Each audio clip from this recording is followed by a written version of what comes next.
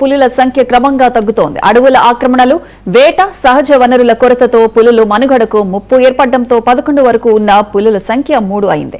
గత 5 ఏళ్లలో వన్యప్రాణుల దాడుల్లో పలువురు మృతి చెందగా వందలాది పశువులు మృత్యువాత పడ్డాయని అధికారులు వెల్లడించారు. పులుల సంరక్షణకు అటవీశాఖ ప్రత్యేక చర్యలు చేపడుతోందని తెలిపారు.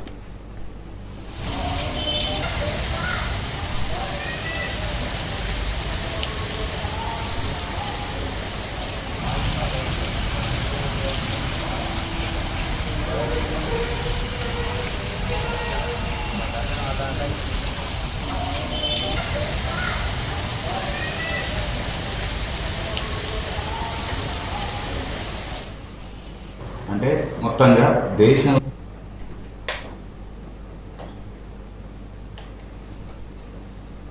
అత్యంత సున్నితమైన అటవీ ప్రాంతాలలో ఇది ఒకటి.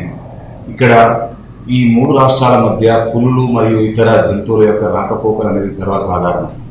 అలాగే ఇక్కడ వైన్గంగా, వార్ధ, పెనుగంగా, ప్రాణహిత నదుల సంగమం ఉండడం వల్ల, అలరారే జీవనదులు ఉండడం వల్ల ఇక్కడ వన్యప్రాణుల యొక్క సంచారం అనేది చాలా ఎక్కువగా ఉంటుంది.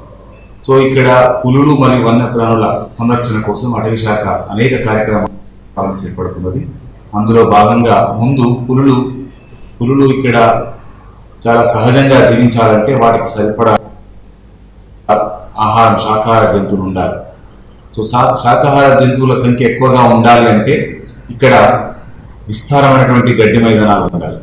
సో అలాంటి విస్తారమైనటువంటి గడ్డి మైదానాలను అటవీ శాఖ గత 10 సంవత్సరాల కాలంగా పెంచుతూ ఉన్నది. సో ఆయా గడ్డి మైదానాలు పెరగడం వల్ల వాటి మీద ఆధారపడే శాకాహార జంతువులు పెరిగాయి. తదనుగుణంగా పులులు, ఇతర జంతువుల, మాంసాహార జంతువుల యొక్క జనాభా కూడా ప్రతి సంవత్సరం మనకు పెరుగుతూ వస్తున్నది.